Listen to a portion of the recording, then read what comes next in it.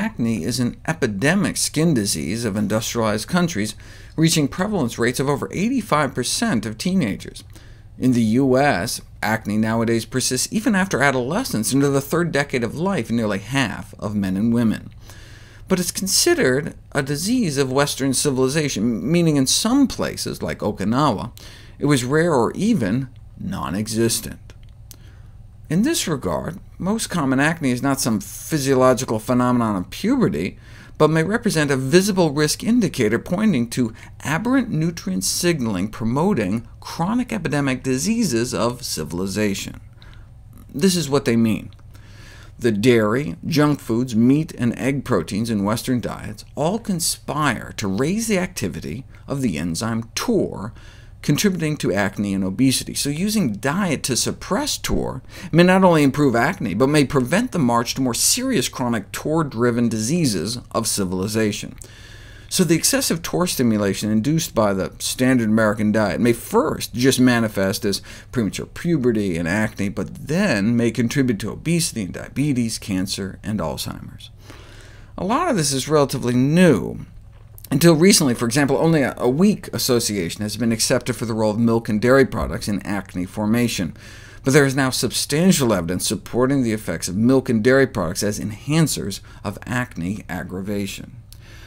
Milk is not just food, but appears to represent a most sophisticated hormone signaling system activating TOR, which is of critical concern given that TOR is recognized as a fundamental driving force for a number of diseases.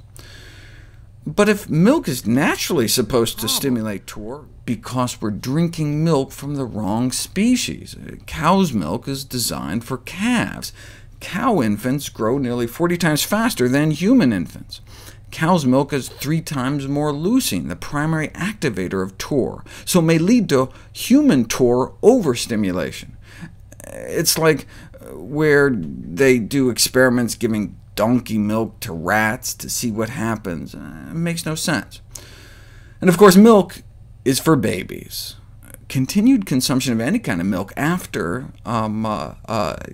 childhood, during adolescence and adulthood, is something that never really happened naturally and may have long-term adverse effects on human health. In this regard, it's kind of frightening to realize that more than 85% of teens in Western countries exhibit acne. This implies that the majority of our population is living with overactivated TOR signaling, a major disease-causing factor, which probably may pave the way for the development of other more serious diseases. A history of acne has been associated with breast cancer risk in women, for example, and prostate cancer in men. So, early dietary counseling of teenage acne patients is thus a great opportunity for dermatology, which will not only help to improve acne, but may reduce the long-term adverse effects of Western diet on more serious TOR-driven diseases.